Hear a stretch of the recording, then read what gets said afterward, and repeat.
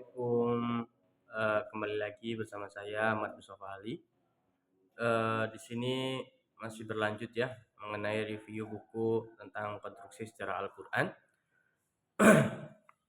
Di sini kita akan membahas di bab 8 sendiri mengenai penyempurnaan ortografi Al-Qur'an. Nah, karakteristik ortografi Utsmani, ortografi lama atau scriptio defectiva yang digunakan dalam salinan-salinan Al-Quran memiliki makna yang penting untuk sejarah teks kitab suci tersebut. Nah, sekalipun sebagian besarnya hanya merupakan hal-hal yang bersifat teknis, dari bentuk ortografi inilah simpulan-simpulan tentang bahasa Al-Quran dan munculnya ortografi baru, skrip atau plena, bisa ditarik dalam karyanya Al-Muqni fi Ma'rifah Al-Marsum Mushaf Al-Amhar. Abu Amr Al-Dani telah mendokumentasikan karakteristik ortografi mushaf Utsmani yang menyimpang dalam kaidah-kaidah ortografi yang lazim dikenal di kalangan sarjana bahasa Arab. Nah, berdasarkan kaidah ortografi yang lazim dikenal di kalangan sejarah bahasa Arab, berdasarkan dokumentasi Al-Dani ditambah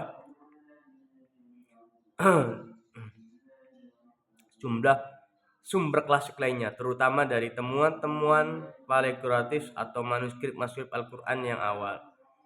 Nah, dalam ortografi Arab, kata-kata pada umumnya muncul tidak dalam bentuk ketika ditempatkan dalam suatu konteks syiak atau Qur'ani, melainkan dalam bentuk pausa. Tetapi dalam ortografi Al-Quran, bentuk konteks juga digunakan huruf-huruf vokal yang biasanya digunakan untuk mengekspresikan vokal panjang dalam bahasa Arab tidak jarang dibuang dalam penulisan Al-Quran. Nah, selanjutnya langkah penyeragaman teks yang dilakukan oleh Khalifah ketika Utsman bin Affan lewat pengumpulan resmi Al-Qur'annya, terutama sekali dapat dilihat sebagai tonggak awal upaya standarisasi teks maupun bacaan Al-Quran. Alasan utama yang berada di balik kodifikasi tersebut yakni perbedaan tradisi teks dan bacaan yang mengarah kepada pemecah politik umat Islam seperti dikemukakan dalam bab 6 dengan gamblang memperlihatkan hal ini lantaran tidak kesempurnaan aksara Arab yang tidak ketika digunakan untuk menyalin Al-Quran, langkah tersebut belum dapat mencapai hasil yang dihajatkan.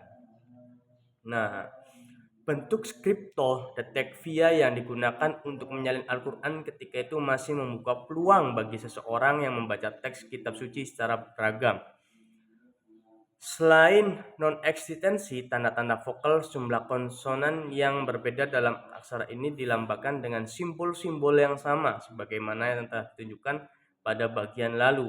Kekeliruan pembacaan teks Al-Quran tashif yang disalin dalam aksara semacam ini tentu saja bisa diminimalisasi atau hindari jika seseorang mempunyai tradisi hafal Al-Quran yang kuat atau paling tidak memiliki singkat keakraban yang tinggi terhadap teks kitab suci. Nah, kalau paling tidak memiliki tingkat keakraban yang tinggi terhadap teks kitab suci. Kalau tidak demikian sangat mungkin baginya terjebak dalam kekeliruan pembacaan. Nah, fungsi tulisan ketika itu memang hanya merupakan alat untuk memudahkan hafalan, dan hafalan sebagaimana diketahui secara umum merupakan tradisi bangsa Arab yang menonjol sejak beberapa generasi sebelumnya. Jadi bangsa Arab itu terkenalnya dengan penghafalan dibanding dengan menulis ya. Yang pernah saya dengar gitu, bahwasanya dalam pengumpulan mushaf Al-Quran setelah Nabi wafat itu, salah satunya dengan cara menghafal oleh para sahabat ya, seperti itu. Dan banyak versi-versi lain gitu ya. Mungkin itu saja ya yang bisa saya sampaikan mengenai bab penyempurnaan ortografi Al-Quran. seperti itu.